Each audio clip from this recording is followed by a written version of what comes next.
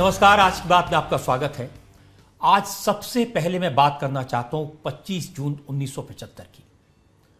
45 साल हो गए, लेकिन वो काली रात मुझे आज भी याद है, जब लोकतंत्र का गला घोटा गया, जब रातों रात देश के हर विरोधी दल के नेता को जेल में डाल दिया गया, अखबारों पर सेंसरशिप लगा दी गई, अदालतों के गले में फंदा डाल दिया गया।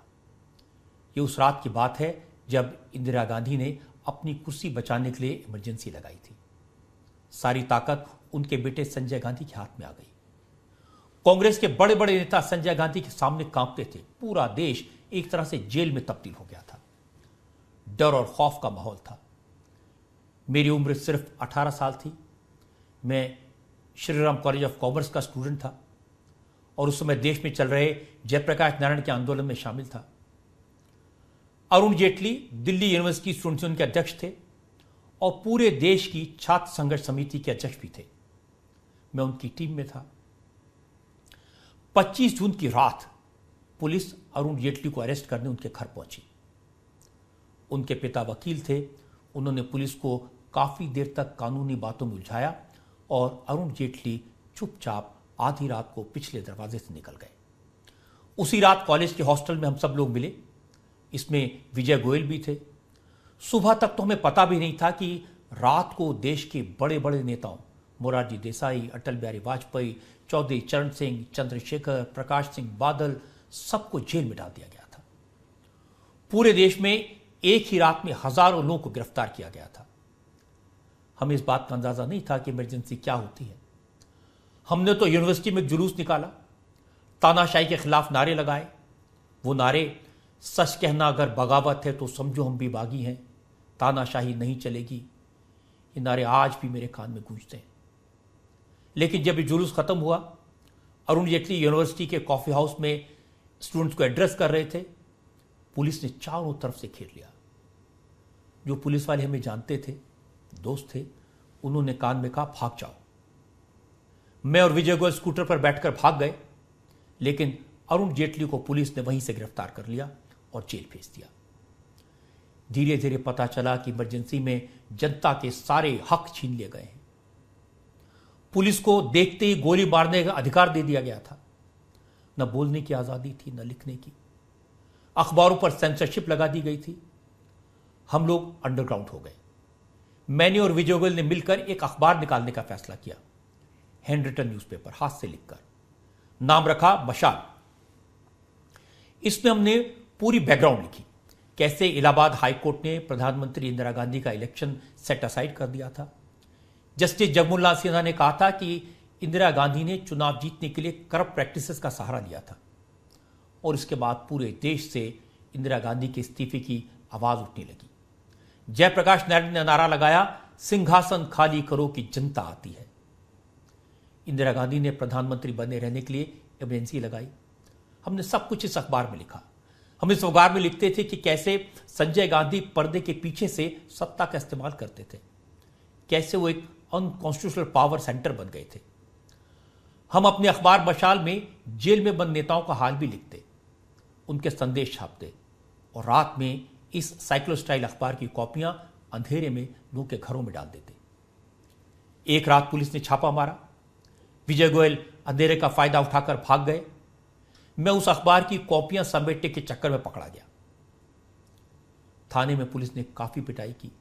पहले थप्पड़ मारे, घूंसे मारे, फिर डराया, कहा बर्फ की सिल्ली पर लिटा देंगे। मैं बहुत पतला दुबला था, शरीर से कमजोर था, लेकिन पता नहीं क्यों डर नहीं लगा। रात में पुलिस ने कुर्सी पर बैठाकर पैर सामने बांध दिए और शिन्स पर डंडे मारे। दर्द तो हुआ, खून भी निकला, लेकिन पता नहीं कहां से हिम्मत आई, कहां से ताकत आई। मैंने कुछ नहीं बताया। 17-18 साल की उम्र होती भी क्या है, लेकिन अभिव्यक्ति की आजादी छीनने का बड़ा दुख था। बाद में मुझे तिहाड़ जेल भेज दिया गया। 10 महीने जेल में क्या क्या हुआ वो लंबी कहानी है, फिर कभी बताऊंगा। आज के जमाने के लोग समझ नहीं पाएंगे कि उन 21 महीनों में कितना खौफ था, कितनी घुटन, कितने जुल्म थे। तब ना प्राइवेट टीवी था, ना सोशल मीडिया। दूरदर्शन और ऑल इंडिया रेडियो पर सिर्फ सरकारी खबरें बताई जाती थी। मैं किस्सा आपको बताता हूं। एक दिन संजय गांधी ने तय किया कि इमरजेंसी के सपोर्ट के लिए फिल्म स्टार्स का शो किया जाए। दिल्ली में शो ऑर्गेनाइज किया गया, गीतों भरी शाम। यूथ कांग्रेस का शो था। सारे फिल्म स्टार्स को मुफ्त में आना पड़ा अपने खर्चे पर। दिलीप कुमार से लेकर लता मंगेशकर, अमिताभ बच्चन, शशि कपूर, मुकेश, राखी, अमजद खान, ऋषि कपूर, सारे के सारे फिल्म स्टार्स आए। बस एक किशोर कुमार ने आने से इनकार कर दिया। बस उसी दिन से किशोर कुमार के गाने रेडियो पर बैन कर दिए गए।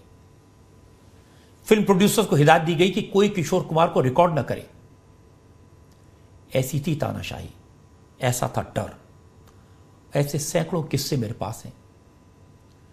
लेकिन अंधेरा छटा, सूरज निकला।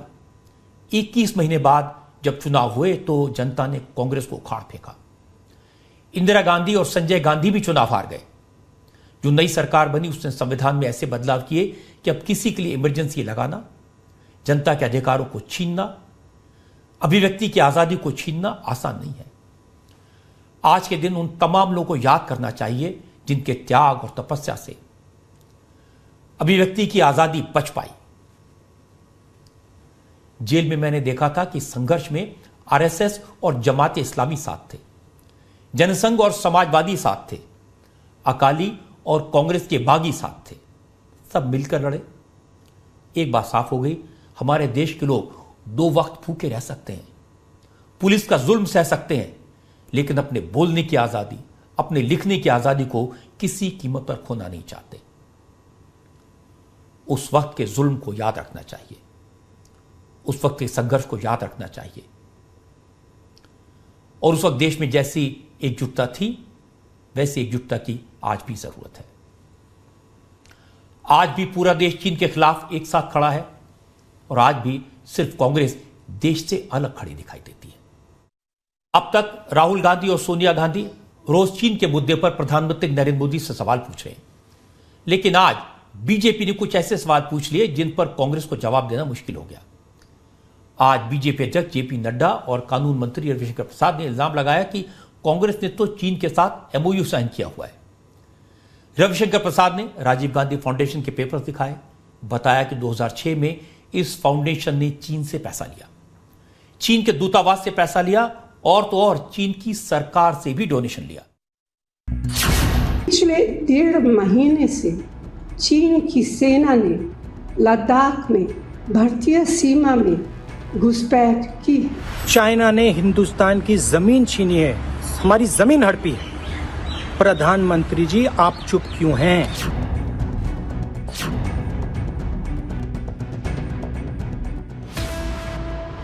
राहुल की सोशल मीडिया टाइमलाइन पर तो चीन का जिक्र बार बार आता है। चीन पर सरकार से सवाल पूछना सही है, लेकिन कुछ सवाल गांधी परिवार से भी पूछे जा रहे हैं। सोनिया गांधी, उनके बेटे राहुल गांधी और बेटी प्रियंका गांधी तीनों राजीव गांधी फाउंडेशन के मेंबर हैं। अब इस फाउंडेशन का एक सीधा कनेक्शन चीन की एम्बेसी और चीन की सरकार से सामने आया है। यह राजीव गांधी फाउंडेशन के डोनर्स की लिस्ट है। इसमें यहां पर चाइनीज एम्बेसी का नाम लिखा है। हैरानी तो इस बात की है कि पीपल्स रिपब्लिक ऑफ चाइना यानी चीन की सरकार का भी नाम इसी लिस्ट में यहां पर है। क्या गांधी परिवार के फाउंडेशन को चाइनीज सरकार से पैसा मिलता था? मैं शॉक्ड हूं। मुझे आश्चर्य होता है कि राजीव गांधी फाउंडेशन को 2005 और 2006 में इस फाउंडेशन को पीपल्स रिपब्लिक ऑफ चाइना और चाइनीज एम्बेसी ने $3,100 US ये कांग्रेस राजीव गांधी फाउंडेशन को दिया। इन लोगों ने, यह है कांग्रेस पार्टी का और चाइना का गुपचुप रिश्ता। और उसके बाद राजीव गांधी फाउंडेशन ने बहुत सी स्टडीज कराई। उस स्टडीज के माध्यम से फ्री ट्रेड की वकालत की, फ्री ट्रेड को वकालत के नाम से आगे बढ़ाया। देखो देश में कितने बड़े बड़े खेल होते हैं। ये ऑपोजिशन के लोग ऑपोजिशन के नाम करते हुए किस तरीके से अपनी दोस्तियां निभाते हैं, इसको भी हमको समझना चाहिए। देश जानना चाहता है राजीव गांधी फाउंडेशन को $300,000 US इस बात के लिए दिए गए थे, और वो देश के लिए जो उन्होंने इसकी वो क्या स्टडी थी, उसको देश जानना चाहता है। राजीव गांधी फाउंडेशन के डोनर्स की लिस्ट साल 2005-2006 की है। फाउंडेशन ने अपने एनुअल रिपोर्ट में इस बात का जिक्र किया है कि उसे चाइनीज दूतावास से दान मिला। इसके बाद लिस्ट में आगे चाइनीज सरकार यानी पीपल्स रिपब्लिक ऑफ चाइना का भी जिक्र है। आरोप है कि राजीव गांधी फाउंडेशन को चाइनीज एम्बेसी ने भी पैसा दिया और चीन की सरकार से भी पैसा आया। सुनिए कांग्रेस इन आरोपों का जवाब किस अंदाज में देती है। सरकार आंखें मूंदे केवल और केवल विपक्ष पर हमले में व्यस्त है। चीनी हमले का जवाब नहीं देने के लिए समय या साहस या सक्षमता हमारी सेना के मनोबल को तोड़ने का प्रयास किया जा रहा है और हर मामले को भटकाने का प्रयास किया जा रहा है। भटकाइए मत, असत्य मत बोलिए, झूठ मत बोलिए, भटकिए मत। आप वाद विवाद में देश की सुरक्षा को मत उलझाइए। बात इतनी सीधी नहीं है जितनी कांग्रेस समझा रही है। डोनेशन यानी दान में पैसा मिलने के बाद राजीव गांधी फाउंडेशन की चाल थोड़ी बदली। अलग अलग दस्तावेज बताते हैं कि गांधी परिवार से जुड़े इस फाउंडेशन ने भारत और चीन के बीच फ्री ट्रेड एग्रीमेंट पर कई स्टडीज करवाई। ऐसी स्टडीज करवाई गई जिनमें यह कहा जाने लगा कि चीन के साथ कारोबार में भारत को फायदा होगा। खुद सुनिए राजीव गांधी फाउंडेशन की स्टडी में क्या कहा गया था।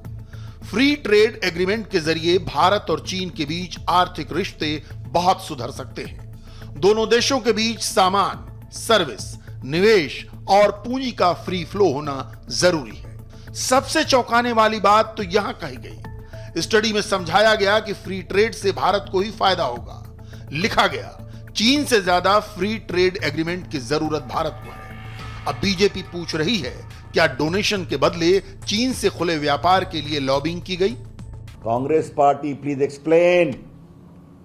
कांग्रेस पार्टी जवाब दे कि चीन के साथ इतना प्रेम क्यों उमड़ गया था कि पार्टी के साथ एमओयू हो रहा है, राजीव गांधी फाउंडेशन को चाइनीज एम्बेसी पैसे दे रही है और आपके द्वारा इंडो चाइना की एक स्पेशल स्टडी की जा रही है और उसमें कहा जा रहा है कि चाइना के साथ फ्री ट्रेड एग्रीमेंट कॉम्प्रिहेंसिव होना चाहिए और ये दोनों पक्षों के लिए उचित होगा, हित में होगा।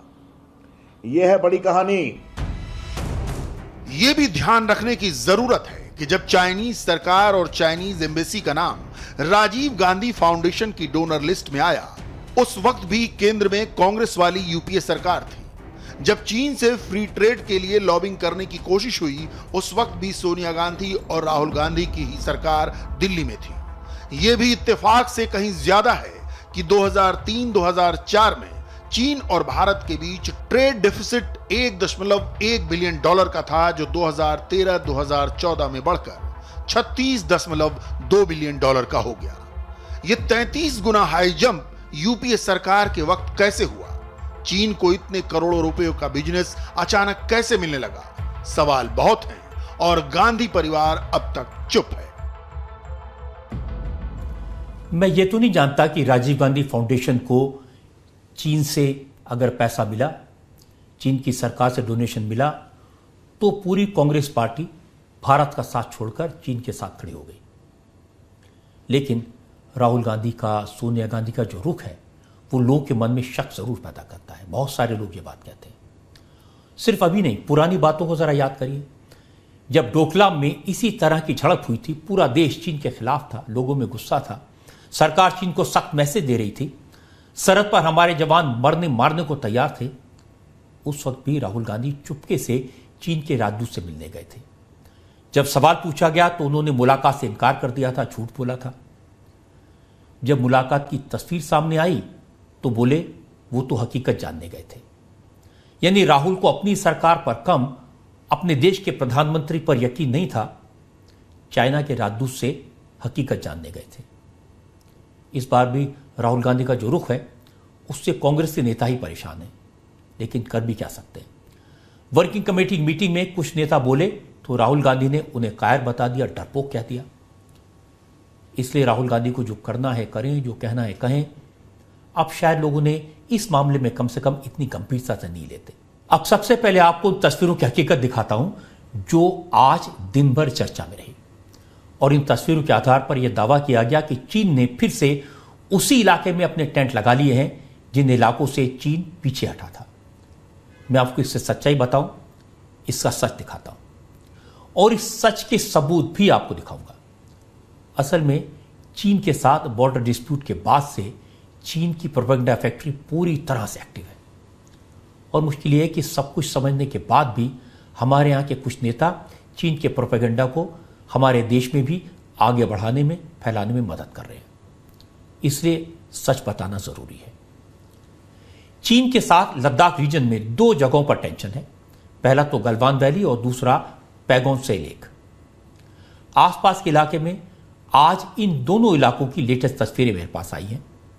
पुरानी सैटेलाइट पिक्चर्स भी हैं, उस दिन की पिक्चर्स भी हैं जिस दिन गलवान वैली में हमारे फौजियों पर चाइनीज आर्मी ने धोखे से हमला किया था। सारी सैटेलाइट पिक्चर्स, वीडियोस और ग्राउंड रिपोर्ट्स आप देखेंगे तो आपको समझ आ जाएगा कि सोशल मीडिया के जरिए या फिर दूसरे प्लेटफॉर्म पर जो जानकारी फैलाई जा रही है वो कितनी आधी अधूरी है और चीन के प्रोपेगेंडा से प्रेरित है। गलवान वैली की जो सैटेलाइट इमेज हमें मिली है उसके बारे में हमारे संवाददाता देवेंद्र पाराशर ने आर्मी के बड़े बड़े अफसरों से बात की, एक्सपर्ट से बात की, और जो दावे किए जा रहे हैं उनकी हकीकत जानने की कोशिश की। पता चला जो कहा जा रहा है, जो बताया जा रहा है वो सच के बिल्कुल विपरीत है, उल्टा है। पूरब को पश्चिम बताया जा रहा है। गलवान में लाइन ऑफ एक्चुअल कंट्रोल पर चीनी सैनिक पीछे हटने लगे हैं। चाइनीज गाड़ियों ने बैक गियर लगा लिया है। कुछ चाइनीज टेंट खड़े हैं, लेकिन इनके नीचे बैठे चाइनीज सैनिक वापस जा रहे हैं। ये क्यों हुआ? इसके पीछे भारत की तगड़ी तैयारी है। भारत और चीन के बीच सुलगती लाइन ऑफ एक्चुअल कंट्रोल से आई ये लेटेस्ट कुछ तस्वीरें नई हैं और कुछ पुरानी। कुछ तस्वीरों को चाइनीज डिजाइन के हिसाब से काटा छांटा गया है। सबसे ज्यादा चर्चा गुलाबी और भूरे रंग की अलग अलग तस्वीरों की है। क्या पिंक कलर में दिख रही टेंट नुमा चीज वाकई चाइनीज है? क्या ये टेंट है या कुछ और सबसे बड़ी बात, ये तस्वीर एलएसी पर चीन की सीमा के भीतर की है या फिर ये पूरा बिल्डअप भारतीय सेना का है? सोशल मीडिया पर 22 जून की इस तस्वीर के साथ 21 मई की तस्वीर भी शेयर की जा रही है, जिसमें दावा किया जा रहा है कि एलएसी के पास जिस जगह पर 21 मई को कुछ चाइनीज सैनिक दिख रहे थे और टेंट नुमा चीज दिख रही थी, उसमें 22 जून आते आते इजाफा हो गया और सफेद रंग की आकृति की जगह पिंक कलर ने ले ली। लेकिन इस तस्वीर की सच्चाई क्या है, इसका पता आखिरकार हमने लगा ही लिया। 21 मई और 22 जून की ये दोनों तस्वीरें भारत की ताकत का सबूत है। सैटेलाइट पिक्चर में जो भी स्ट्रक्चर्स दिखाई दे रहे हैं, दरअसल वही स्ट्रक्चर्स हैं जो भारतीय सेना ने तेजी से बनाया था। और ये सब कुछ 15 जून के बाद 16 से 22 जून के बीच हुआ, जब दोनों देशों के बीच दोबारा मोल्डो में बातचीत शुरू हुई। पिंक कलर में जो आकृति आपको दिखाई दे रही है वो भारतीय सीमा में बने हुए सेंगर्स हैं, जिन्हें 15 जून की हिंसक झड़प के बाद 16 से 22 जून के बीच युद्ध स्तर पर काफी तेजी से बनाया गया। वो अभी भी वहीं मौजूद हैं, यानी भारत की सीमा में ही हैं। चूंकि पिंक कलर के सेंगर्स भारत की सीमा में हैं, इसलिए भारत को उन्हें डिमोलिश करने की जरूरत नहीं है। सेंगर्स इस इलाके में इसलिए तेजी से बनाए गए क्योंकि ये वही फ्लैश पॉइंट था जहां चीन और भारत की सेना का आमना सामना हुआ। देखा देखी चीन ने भी कुछ तंबू खड़े किए हैं। ये जो कहना कि उन्होंने वहां टेंट लगाए, बहुत से टेंट लगाए और भारतीय सेना कुछ नहीं करेगी, ये भी मुझे मेरे समझ में नहीं आता है। अगर एक टेंट के लिए 20 जवान और एक अफसर शहीद हुए टेंट उठाने के लिए चीन का, तो अगर ये 20 या 25 टेंट वहां लगा रहे थे, अगर मान लीजिए थोड़ी देर के लिए चीन लगा रही थी, तो क्या हंगामा नहीं हो जाता? क्या भारतीय सेना ऐसे ही हाथ पे हाथ धरे बैठे रहती? एलएसी के जिसने ये रिपोर्ट किया है वो कह रहा है कि भारत के सरहद में ये स्ट्रक्चर बनाए गए हैं।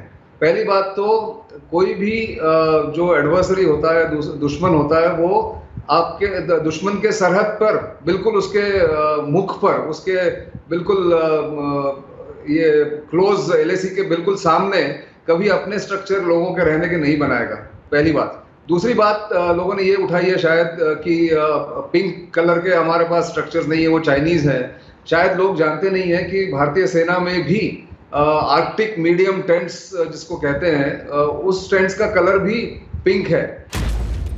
सच्चाई ये है कि LAC पर चीन की हेकड़ी निकालने के लिए भारतीय सेना ने सारी तैयारी कर रखी है। चीन अगर एक टेंट खड़ा कर रहा है तो भारत की सेना बड़ी संख्या में सैंगर्स खड़े कर रही है। 15 जून को जिस PP पॉइंट 14 पर हिंसक झड़प हुई थी, वहां भी भारतीय सेना पूरी तरह मुस्तैद है, लेकिन सैटेलाइट तस्वीरों के बहाने LAC पर चीन को मजबूत दिखाने की नापाक कोशिश हो रही है। तो असलियत यह है कि गलवान वैली के जो सैटेलाइट इमेज दिखाए जा रहे हैं, जिनको दिखाकर दावा किया जा रहा है कि चीन ने फिर से टेंट लगा लिए हैं और बंकर बना लिए हैं, असल में वो भारत की फौज की तरफ से बनाए गए स्ट्रक्चर्स हैं। बातचीत में चीन की फौज पीछे हटी। हमारी आर्मी ने चीन के बंकर और शेड तो 15 जून को ही नेस्तनाबूद कर दिए थे, जब चाइनीज आर्मी ने धोखे से हम पर हमला किया। लेकिन इसके बाद बात हुई, चीन की फौज पीछे हटी, तो हमारी सेना ने उसी जगह पर कुछ टेंट और बंकर बना दिए हैं। इसके दो फायदे हैं। एक तो पेट्रोलिंग के दौरान हमारे जवानों को बर्फीले तूफान से बचने में मदद मिलेगी, आराम के लिए सुरक्षित जगह मिलेगी, और दूसरा यह कि चीनी फौज दोबारा इस इलाके पर कब्जा करने की कोशिश नहीं करती। अब गलवान वैली में माहौल शांत है, लेकिन चीन पैगोंग लेक के आसपास फिंगर 5 से लेकर फिंगर 8 तक के इलाके में गड़बड़ी की फिराक में है। चीन के वादे के मुताबिक अब इस इलाके में पीछे नहीं गया है, इसलिए पैगोंग लेक के पास चीन की फौज भी बड़ी तादाद में है और हमारे सैनिक भी पूरी तादाद में तैनात हैं। टैंक्स, आर्टिलरी और फाइटर जेट तो पहले ही पहुंच चुके हैं, लेकिन आज इस इलाके में बड़े मालवाहक एयरक्राफ्ट की भी लैंडिंग हुई।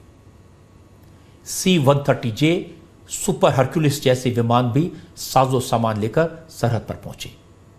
लेह में मौजूद हमारे संवाददाता अमित पालित ने बताया कि लद्दाख में टेंशन पहले के मुकाबले बढ़ गई है। हमारी फौज भी ईंट का जवाब पत्थर से देने के लिए तैयार है। इस वक्त पूरे लद्दाख में हमारी फौज की जबरदस्त तैयारी है। सरहद की ऊंची ऊंची पोस्ट पर, फॉरवर्ड लोकेशंस पर हमारे टैंक, बख्तरबंद गाड़ियां, जंग का सारा साजो सामान पहुंच चुका है। हमारे संवाददाता ने आर्मी प्रिपेयर्डनेस को लेकर एक्सक्लूसिव जानकारी दी है। पता चला है कि सिक्योरिटी फोर्स को 60 दिन के प्लान के मुताबिक काम करने के लिए कहा गया है। इसका मतलब है कि अगले 60 दिन तक भारतीय सेना, वायुसेना और नौसेना पूरी मुस्तैदी के साथ चीन की हर हरकत पर नजर बनाए रखेगी। एक्स्ट्रा फोर्स के डिप्लॉयमेंट के तौर पर भारतीय सेना ने अपने जवानों के साथ आर्टिलरी गन और आर्म टैंक्स भी लद्दाख भेजे हैं। कुल मिलाकर 10,000 से ज्यादा सैनिकों को हाई एल्टीट्यूड के लिए एक्लेमेटाइज करवाया जा रहा है। सेना ने अपनी Bofors 130 mm gun, Tunguska, T-90, T-72 tank की तैनाती लद्दाख के इलाके में की है। इसके अलावा मैकेनाइज्ड कॉलम भी लगा दिए गए हैं।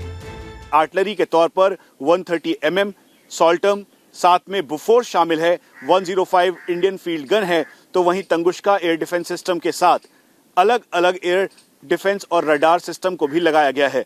आर्मर्ड के तौर पर T-90 और T-72 टैंक की संख्या यहां पर बढ़ाई गई है, और जो भारतीय सेना के ट्रुप इस समय हाई ऑल्टीट्यूड में एक्लेमेटाइज कर रहे थे, दरअसल उनको भी यहां पर भेजा गया है।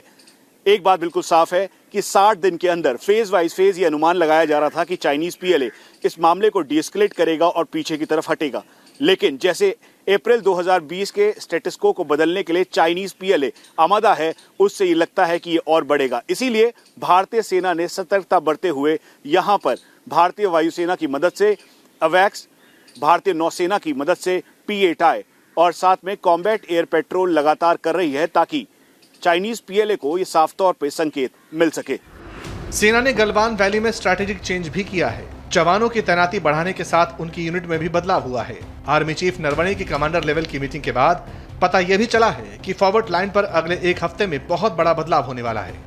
इस समय भारतीय सेना ने लद्दाख के 1500 से ज्यादा किलोमीटर की लाइन ऑफ एक्चुअल कंट्रोल पर 1:5 की तादाद में अपनी सेना की तैनाती की है, यानी एक चीनी सैनिक के सामने 5 सैनिक डिप्लॉय हैं। इस वक्त लद्दाख के आसमान में आप देख सकते हैं कि हमारे जो एयरक्राफ्ट्स हैं लगातार कॉम्बैट ड्रिल्स कर रहे हैं और इस वक्त जो आप यहाँ पर देख रहे हैं ये है चिनूक हेलीकॉप्टर।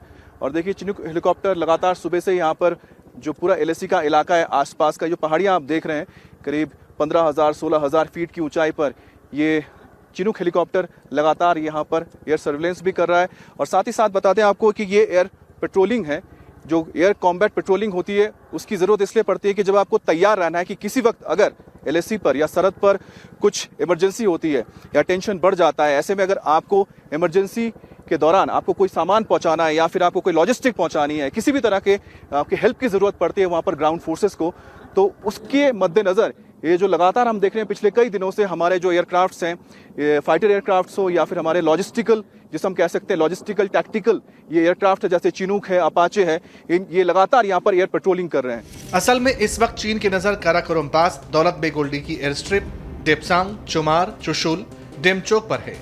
DBO सेक्टर और डेप्सांग वैली में तो चीनी सेना की एक्स्ट्रा फोर्स की जानकारी मिली है।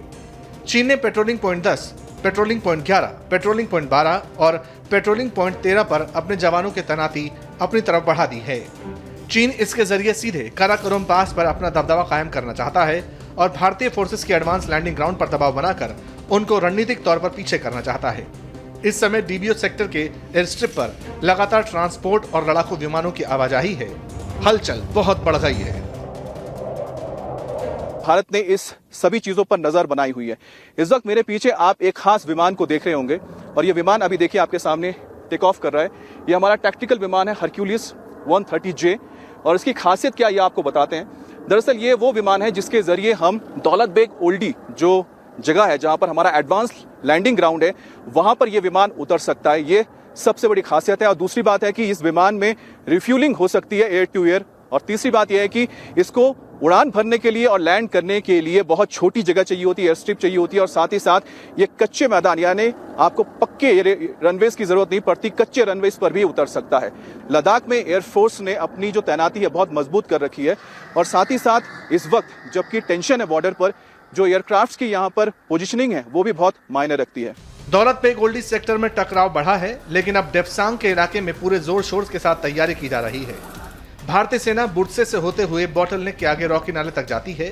2013 में भी इसी रॉकी नाले के ऊपर चाइनीज PLA ने फेस ऑफ किया था। DBO से करीबन 30 किलोमीटर साउथ ईस्ट पर डेप्सांग के इलाके पे, जहां से बुर्से से होते हुए बॉटल नेक और फिर उसके बाद भारतीय सेना फॉरवर्ड लाइन तक पेट्रोल करती है। दरअसल दूसरी तरफ चीन का चिपचांग एरिया पड़ता है और वहीं पर उनका बेस है। वो फॉरवर्ड लोकेशन की तरफ आए, उनकी तरफ रोड तैयार है और यहां पर उन्होंने सोर्सेस के मुताबिक पेट्रोल को रोकने की कोशिश भी की। इस बीच पेट्रोलिंग पॉइंट 10 से लेकर पेट्रोलिंग पॉइंट 13 तक वो लगातार प्रेशर बिल्डअप कर रहे हैं। 2013 में भी डेप्सांग के इसी रॉकी नाला इलाके में एक लंबा फेस ऑफ चला था। इसके साथ चुमार, डेमचौक और जो बाकी के लोकेशंस हैं वहां पर भी लगातार अलर्टनेस बढ़ती जा रही है। पेंगोंगसो के फिंगर 5 पर चाइनीज PLA यहां पर अभी हैवी डिप्लॉयमेंट के साथ तैनात है और वो अप्रैल 2020 के स्टेटस को बदलना चाहता है। इसी तरह चुमार में टकराव के हालात बनते जा रहे हैं। चुमार सेक्टर लद्दाख, हिमाचल प्रदेश और तिब्बत के बॉर्डर पर है, इसलिए चीन यहां पर दबाव बनाकर हिमाचल, लद्दाख के साथ सांकेतिक तौर पर खुद को बड़ा दिखाना चाहता है। चीन की पेट्रोलिंग भी बढ़ गई है और सैनिकों की तादाद भी, लेकिन भारत ने भी तय किया है कि चीन को अब उसी की भाषा में जवाब देना है। वैसे चीन ने वादा तो किया है कि वो फेज बाय मैनर में अपने जवानों को और अपने साजो सामान को पीछे ले जाएगा। हमने चीन पर यकीन तो किया है, लेकिन आंख बंद करके नहीं किया। हमारी फौज और सरकार हाथ पर हाथ रखे नहीं बैठी है। अगर चीन ने अब कोई चाल चली, चालाकी की, तो तैयारी पूरी है। हमारे जवानों ने पहले भी चीन को सबक सिखाया था, अब एक बार फिर चीन को तैयार रहना पड़ेगा। हमारी फौज का मोराल हाई है। Army chief general Naravane Ladakh से वापस लौट आए हैं, लेकिन लौटने से पहले उन्होंने सरहद पर उन जवानों को कमेंडेशन कार्ड से सम्मानित किया जिन्होंने 5 मई को और फिर 15 जून को चीन की फौज को भारत की ताकत का एहसास कराया था।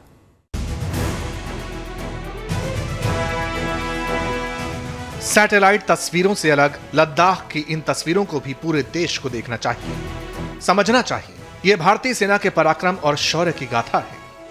Army chief general Naravane Ladakh से दिल्ली लौटे, लद्दाख के ग्राउंड सिचुएशन को लेकर एनएसए को रिपोर्ट सौंपी, पूरा ब्यौरा दिया।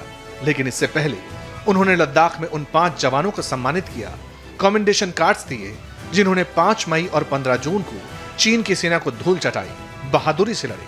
आर्मी चीफ नरवणे ने जवानों के सीने पर ये मेटल के बैज लगाए, उनसे काफी देर तक बात की। कमेंडेशन कार्ड मेटल के वो तमगे होते हैं जो सेना की तरफ से ऑपरेशन या फिर नॉन ऑपरेशनल एरिया में जवान की बहादुरी या एक्सीलेंट सर्विस रिकॉर्ड को देखकर दिए जाते हैं। इस बार आर्मी चीफ ने पहले 3 तमगे उन जवानों के सीने पर लगाए जो 15 जून की रात गलवान वैली में पेट्रोल पॉइंट 14 पर चीनी सैनिकों के साथ हुई हिंसक झड़प में शामिल थी। आपको बता दें कि इस खूनी झड़प में 16 Bihar, 3 Punjab, 2 artillery unit, 3 medium range और 81 फील्ड रेजिमेंट के जवान शामिल थे। आर्मी चीफ ने बाकी 2 तमगे 17 कुमाऊं रेजिमेंट के उन जवानों के सीने पर लगाए जिन्होंने पैंगोंग त्सो इलाके में 5 मई को चीनी सैनिकों का विरोध किया था।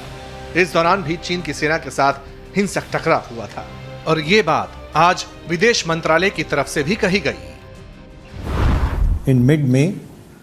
मई के महीने में चीन ने वेस्टर्न सेक्टर में एलएसी पर यथास्थिति को बदलने की कोशिश की। हमने चीन की इस हरकत का डिप्लोमेटिक और मिलिट्री चैनल्स के जरिए विरोध जताया, साफ कर दिया कि यह हमें कतई मंजूर नहीं है। हमने जितना भी निर्माण किया है वो एलएसी पर अपनी तरफ ही किया है। भारत ने कभी भी एलएसी के दूसरी तरफ कोई एक्शन नहीं किया और कभी भी अपनी तरफ से एलएसी की यथास्थिति को बदलने की कोशिश नहीं की। लेकिन चीन ने इस तरह का व्यवहार नहीं किया, जिसकी वजह से वक्त वक्त पर टकराव के हालात बने। इस साल चीन सेना का व्यवहार दोनों देशों के बीच आपसी समझौते के बिल्कुल उलट था। चीन ने बड़ी तादाद में सेना की तैनाती और अपने व्यवहार में बदलाव को अनुचित और अस्थिर दावों से आगे बढ़ाया।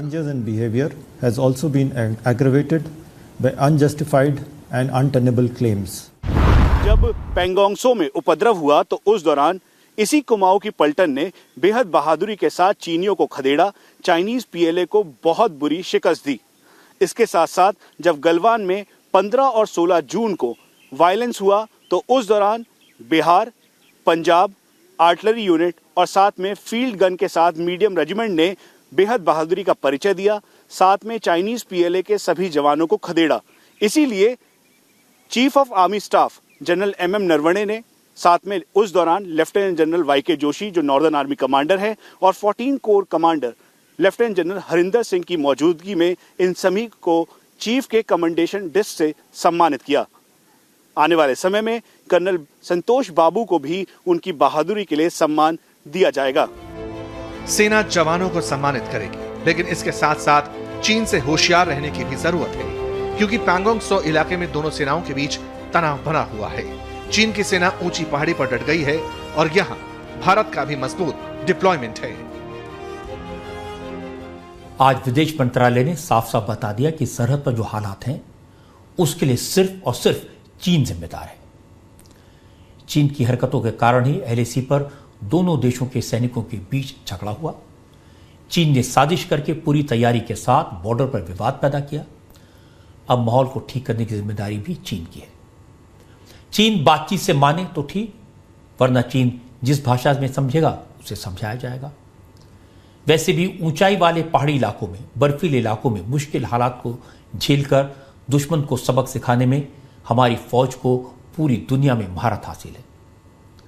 पूरी दुनिया मानती है कि इस मामले में हिंदुस्तानी फौज की मिसाल दी जा सकती है और चीन के सैनिकों ने तो हाल में इसकी झलक देख भी ली है। लेकिन कम से कम अब चीन कोई ऐसी हरकत नहीं करेगा, इसकी उम्मीद करनी चाहिए। लेकिन चीन ने जो वायरस हमारे देश में भेजा है, पूरी दुनिया में फैलाया है, उसकी चिंता तो है। देश में कोरोना के मरीजों की संख्या अब दिल्ली में सबसे ज्यादा है। इन हालात से निपटने के लिए केंद्र सरकार के साथ मिलकर दिल्ली सरकार क्या क्या तैयारियां कर रही है, क्या क्या स्टेप उठा रही है, इनके बारे में आपको बताऊंगा एक ब्रेक के बाद। चाइनीज वायरस, कोरोना इन्फेक्शन, इसको लेकर आज दिल्ली से कई खबरें आई। पहली बात तो है कि अब दिल्ली में कोरोना के मरीजों को होम क्वारंटीन में रहना है या इंस्टीट्यूशनल क्वारंटीन में जाना पड़ेगा। इस पर जो कंफ्यूजन था उसे खत्म कर दिया गया। केंद्र सरकार ने दिल्ली सरकार की बात मान ली। अब दिल्ली में कोरोना के जो एसिम्प्टोमेटिक मरीज होंगे उन्हें होम क्वारंटीन में रहना होगा हॉस्पिटल या सरकारी क्वारंटीन सेंटर में जाने की जरूरत नहीं है। इसके लिए दिल्ली के लेफ्टिनेंट गवर्नर ने अपने पुराने आदेश को रद्द करके नए आदेश जारी कर दिए। इसके अलावा अब दिल्ली में कोरोना के सबसे बड़े हॉस्पिटल LNJP में हर वार्ड में वीडियो कॉलिंग की सुविधा होगी। हॉस्पिटल में भर्ती मरीजों को उनके परिवार वाले देख सकेंगे, उन्हें वीडियो कॉल करके बात कर सकेंगे। आज से हॉस्पिटल में यह सर्विस शुरू हो गई। 2 हफ्ते में दिल्ली के सबसे बड़े कोरोना हॉस्पिटल की हालत बिल्कुल बदल गई है। आज की बात में LNJP का बुरा हाल दिखाए जाने के बाद पहले देश के होम मिनिस्टर अमित शाह ने हॉस्पिटल का दौरा किया। आज दिल्ली के chief minister Arvind Kejriwal hospital का जायजा लेने पहुंचे। केजरीवाल ने बड़ा ऐलान किया, बताया कि जिन लोगों के परिजन इस हॉस्पिटल में एडमिट हैं, वो उनसे वीडियो कॉल के जरिए बात कर सकते हैं। नमस्कार मैडम, कैसी हैं आप? उनका हाल देख सकते हैं। अस्पताल में एडमिट कोरोना पेशेंट्स के लिए आज वीडियो कॉल की सुविधा शुरू हो गई। केजरीवाल ने patient family communication system launch किया। एक जो दिक्कत आ रही थी कि जब आपके पेशेंट अंदर हैं तो बाहर रिलेटिव्स उनसे बात नहीं कर पाते थे, उनको पता नहीं चलता था अंदर क्या। तो आज वो सुविधा शुरू की है। अब टैब के जरिए आप अंदर वीडियो कॉन्फ्रेंसिंग करके अपने उनसे बात कर सकते हैं। ये बहुत अच्छी सुविधा है। LNJP अस्पताल के हर वार्ड में टैबलेट रखे गए हैं। ऐसे ही टैबलेट LNJP हॉस्पिटल की हेल्प डेस्क पर भी रहेंगे। परिवार वाले हेल्प डेस्क से वार्ड में एडमिट मरीज से वीडियो कॉल पर बात करेंगे। कई मरीजों के पास तो मोबाइल फोन्स हैं, लेकिन कई ऐसे पेशेंट्स हैं जिनके पास मोबाइल फोन नहीं है, जो ICU में है या मेडिसिन डिपार्टमेंट में है, जहाँ सिक पेशेंट होते हैं। जैसे मेडिसिन, सर्जरी, जिस भी ब्लॉक में बात करनी है, हम उसके ब्लॉक में फोन मिलाते हैं। तो क्या होता है, जब फोन मिलता है तो ये मेडिसिन वार्ड 26 में जैसे मिल गया, उसके बाद हम वहाँ की नर्स के पास ये टैब रहता है। जैसे ये उससे कनेक्ट होता है तो हम उनसे बोलते हैं आप X पेशेंट या Y पेशेंट से हमारी बात कराइए। तो ये पेशेंट जो है, नर्स जो है वो पेशेंट के पास ले जाती हैं, क्योंकि पेशेंट तो लेटा हुआ है, तो ये उनके पास ले जाती हैं और उनकी मरीज के रिश्तेदार से बात करा देती हैं। सिर्फ 2 हफ्ते पहले तक इस हॉस्पिटल के वार्ड्स में लाशें पड़ी थी। इनकी तस्वीर देखने के बाद सुप्रीम कोर्ट के जजेस ने खुद मामले का संज्ञान लेकर कड़ा रुख दिखाया। केंद्र सरकार ने इस मामले को गंभीरता से लिया। अब केजरीवाल ने भी माना कि कमियां थीं, आगे भी जो कमियां बताई जाएंगी सरकार उन्हें ठीक करेगी। बीच में आप लोगों ने अस्पताल से संबंधित कुछ कमियां निकाली थी। हम आप लोगों के सबके शुक्रगुजार हैं। आप हमारी कमियां बताते रहिए। मैं बस इतना कहना चाहता हूं, वो सारी जितनी कमियां हैं, वो कोई भी कमी डॉक्टर्स और नर्सेज की वजह से नहीं है। वो सारी कमियां हमारी वजह से है, सरकार की वजह से है। हम उन सारी कमियों को दूर करने की कोशिश कर रहे हैं। कई कमियां हमने दूर की, और भी जो भी कमी आप बताएंगे उन सभी कमियों को हम दूर करने की कोशिश करेंगे। अच्छी बात यह है कि आज की बात में मैंने आपको LNJP हॉस्पिटल के अंदर की जो तस्वीरें दिखाई थी, जो वीडियोस दिखाए थे, वहां पड़ी लाशों की तस्वीरें दिखाई थी, मरीजों के हालात दिखाए थे, उन्हें देखकर सिस्टम में सुधार तो हुआ है। सरकार ने खामियों को दूर किया है, मरीजों की तकलीफों को कम किया है। अब उनके परिवार वालों की चिंता थोड़ी कम होगी, लोगों का सिस्टम पर भरोसा बढ़ेगा। और मेरा मकसद यही था, जहां जहां कमियां दिखेंगी हम सरकार का ध्यान उसकी तरफ खींचेंगे। अब दिल्ली में कोरोना पर काबू पाने के लिए केंद्र सरकार और दिल्ली सरकार मिलकर काम कर रहे हैं। इसका असर दिख रहा है। दिल्ली में दुनिया का सबसे बड़ा कोरोना हॉस्पिटल बन रहा है। भाटी माइंस इलाके में राधा स्वामी सत्संग व्यास ने जगह दी है और अब इसमें कोरोना के मरीजों के लिए 10,000 बेड्स का इंतजाम किया जा रहा है। भाटी माइंस के राधा स्वामी सत्संग में बन रहे मेगा हॉस्पिटल को जुलाई के पहले हफ्ते तक ऑपरेशनल करने का काम युद्ध स्तर पर चल रहा है। बड़े बड़े हॉल में एक साथ सैकड़ों की संख्या में बेड लगाए गए हैं। हर बेड के साथ एक चेयर, एक स्टूल दिया गया है।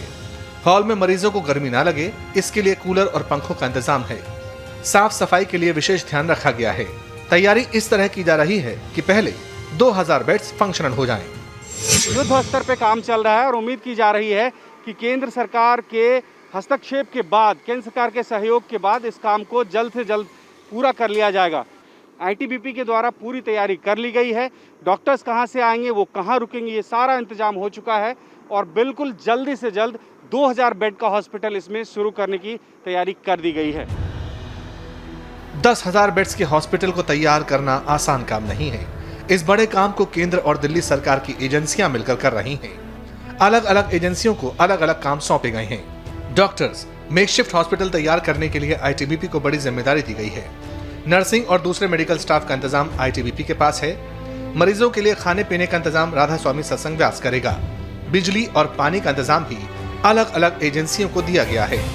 दुनिया के सबसे बड़े कोविड हॉस्पिटल के लिए अलग अलग एजेंसियां मिलकर एक साथ काम कर रही हैं, जिससे जल्दी से जल्दी इसको बना के तैयार कर लिया जाए। अगर पावर सप्लाई की बात करें तो यहाँ पे 18,000 किलोवाट का एक तरह से लोड सैंक्शन किया गया है और बीएसईएस की तकरीबन 100 लोगों की एक टीम लगातार यहाँ पे काम कर रही है, जिससे 24/7 इस सेंटर में बिजली मिलती रहे, किसी तरह की कोई परेशानी नहीं हो। पानी की अगर बात करें तो जलवोट की टीम है यहाँ पे और 1,70,000 लीटर के वाटर टैंक एक तरह से तैयार कर लिए गए हैं, जिससे यहाँ पे पानी की कोई परेशानी नहीं हो। 10,000 बेड के मेगा हॉस्पिटल का एक वार्ड तैयार हो चुका है। इसका डेमो भी हो चुका है। साउथ दिल्ली के डीएम लगातार तैयारियों पर नजर रखे हुए हैं। ये बड़ा सा हमारे पास ओपन स्पेस है, शेड है ऊपर राधा स्वामी सत्संग में। इसमें हम लोग इस प्रयास में हैं कि 10,000 बेडेड हॉस्पिटल बना दें। 500 के जो है बेड के 20 हॉस्पिटल्स इसमें हो जाएं। उसमें हर एक में फिर 10 इंक्लोजर्स हो जाएं, जिसमें 50-50 बेड्स के कंपार्टमेंट बन जाए। तो वही अभी हम लोग कर रहे हैं। नीचे चूँकि अर्थन फ्लोरिंग है तो इसको मॉपिंग वगैरह में दिक्कत होगी, तो विनाइल फ्लोरिंग करके फिर then man power, operations, logistics, pharmacy, everything is being planned. अब जस्ट शीघ्र गति से हम कोशिश में है कि इसको साकार रूप दे पाएँ। आप इस हॉस्पिटल का एरिया सुनकर चौंक जाएंगे। भाटी माइंस में स्थित राधा स्वामी सत्संग व्यास में बन रहा हॉस्पिटल 12,33,000 स्क्वायर फीट में फैला है। बेड्स की संख्या के लिहाज से देखें तो चीन ने कोरोना से लड़ने के लिए जो सबसे बड़ा हॉस्पिटल बनाया था, उसमें सिर्फ 6,000 बेड थे। आपने देखा, जब सब मिलकर काम करते हैं, एक दूसरे के टांग खींचने के बजाय एक दूसरे को सहारा देते हैं, टकराव नहीं करते, तो फिर बड़ी बड़ी प्रॉब्लम से लड़ा जा सकता है। और ये दिल्ली में दिखाई दे रहा है। पहले केंद्र सरकार और दिल्ली सरकार के बीच टकराव चल रहा था, खींचतान चल रही थी, लेकिन अब दोनों मिलकर काम कर रहे हैं। इसका नतीजा कुछ दिन में दिखाई देगा। हालांकि दिल्ली में हालत काफ़ी ख़राब है, मरीजों की संख्या तेज़ी से बढ़ रही है, इससे बहुत सावधानी और बहुत मेहनत की ज़रूरत है।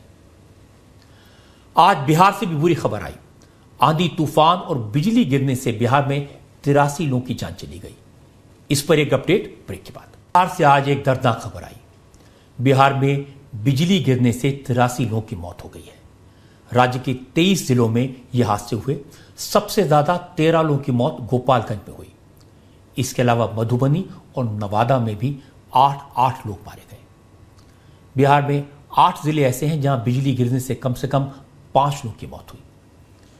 मुख्यमंत्री नीतीश कुमार ने लाइटनिंग में मारे गए लोगों के परिजनों को 4-4 लाख रुपए का मुआवजा देने का ऐलान किया है। और यह सिर्फ बिहार में नहीं हुआ, उत्तर प्रदेश में भी बिजली कहर बनकर गिरी। यूपी में बिजली गिरने से 23 लोगों की मौत की खबर है। सबसे ज्यादा 9 लोगों की मौत देवरिया में हुई, जबकि 2 लोगों की मौत बाराबंकी में हुई। यूपी सरकार ने भी मारे गए लोगों के परिजनों को 4-4 लाख रुपए की मदद देने का ऐलान किया है। बिहार और उत्तर प्रदेश में लाइटनिंग से इतनी बड़ी संख्या में हुई मौतों पर प्रधानमंत्री नरेंद्र मोदी ने भी शोक जाहिर किया। मोदी ने कहा कि बिहार और यूपी के कुछ इलाकों में भारी बारिश और आकाशीय बिजली गिरने से कई लोगों की मौत का दुखद समाचार मिला है। राज्य सरकारें राहत के काम में जुटी हैं। इस आपदा में जिन लोगों को अपनी जान गंवानी पड़ी है, उनके परिजनों के प्रति प्रधानमंत्री ने अपनी संवेदना व्यक्त की। बिजली गिरने से जिन लोगों की मौत हुई, उनके प्रति इंडिया टीवी के पूरे परिवार की तरफ से मैं संवेदना व्यक्त करता हूं।